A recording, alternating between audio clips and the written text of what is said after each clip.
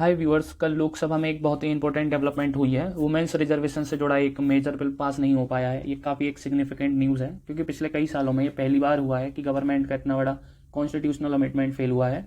2023 में एक important law पास हुआ था, कॉन्स्टिट्यूशन एक्ट 2023। इसे वुमेन्स रिजर्वेशन एक्ट या नारी शक्ति वंदन अधिनियम भी कहा जाता है।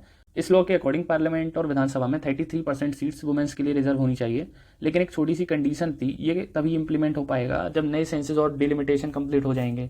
सेंसस का जैसा कि आप सभी को मतलब पता है कि हमारी कंट्री में हर 10 साल में पॉपुलेशन की काउंटिंग होती है और उस पॉपुलेशन की काउंटिंग पे डिसाइड होता है कि स्टेट वाइज कितनी सीटें दी जाएंगी हर स्टेट को लोकसभा में रिप्रेजेंटेशन के लिए, और एक सीट पे कितना क्षेत्रफल आएगा ये भी डिसाइड होता है डिलिमिटेशन में। अब गवर्नमेंट क्या चाहती थी कि वुमेन्स रिजर्वेशन जल्दी लागू हो। इसके लिए उन्होंने नया प्रपोजल दिया कि लोकसभा सीट्स को 543 से बढ़ाकर लगभग 850 कर दिया जाए। 2011 के सेंसस के बेसिस पर डिलिमिटेशन करना चाहती थी और वुमेन्स को तुरंत 1/3 सीट्स देना चाहती थी। कल जब पार्लियामेंट में वोटिंग हुई तो रिजल्ट काफी क्लोज थे, लेकिन बिल पास नहीं हो पाया। इस बिल के सपोर्ट में 298 वोट्स पड़े थे, उसके साथ ही इस बिल के अगेंस्ट में 230 वोट्स पड़े थे।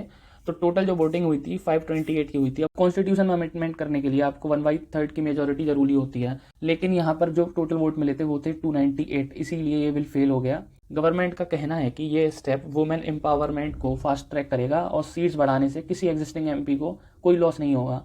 बट अपोजिशन का कंसर्न ये था कि 2011 के सेंसस यूज करने से नॉर्थ इंडियन स्टेट्स जैसे उत्तर प्रदेश और बिहार को ज़्यादा सीट्स मिल सकती हैं, जबकि जो साउथ के स्टेट हैं तमिलनाडु, केरला, कर्नाटका, इन्होंने अपनी पॉपुलेशन कंट्रोल किया था, इसके लिए इनकी रिलेटिव रिप्रेजेंटेशन कम हो सकती है। अपोजिशन का कहना है कि पहले नए सेंसस और डिलिमिटेशन होने दीजिए, उसके बाद इस बिल पर आगे काम किया जाएगा। 33% रिजर्वेशन अभी तुरंत इंप्लीमेंट होना थोड़ा मुश्किल लग रहा है। करंट रिप्रेजेंटेशन लगभग 14% के आसपास है। यहाँ पर साउथ इंडियन स्टेट्स का भी एक पॉइंट है, उनको लगता है कि उनकी पॉलिटिकल वॉइस कम हो सकती है। ये फेडरल बैलेंस को अफेक्ट कर सकता है। अगर डिलिमिटेशन होता है तो सीट्स और कॉन्स्टिट्यूएंसीज चेंज होंगी और पॉलिटिकल लैंडस्केप शिफ्ट हो सकता है। इससे एक क्लियर लेसन मिलता है कि डेमोक्रेसी में सिर्फ मेजोरिटी नहीं, कॉन्सिक्वेंसेज और ट्रस्ट भी इंपॉर्टेंट है। वुमेन एम्पावरमेंट जरूरी है, लेकिन उसका इंप्लीमेंट भी फेयर होना चाहिए ताकि किसी रीजन को डिसएडवांटेज फील ना हो। आपका क्या व्यू है? क्या गवर्नमेंट का अप्रोच सही था या अपोजिशन की कंसर्न वैलिड है? कमेंट करके जरूर बताइए। अगर आपको वीडियो इन्फॉर्मेटिव लगी हो तो लाइक करिए, शेयर करिए और चैनल को सब्सक्राइब करिए। मिलते हैं नेक्स्ट वीडियो में। जय हिंद।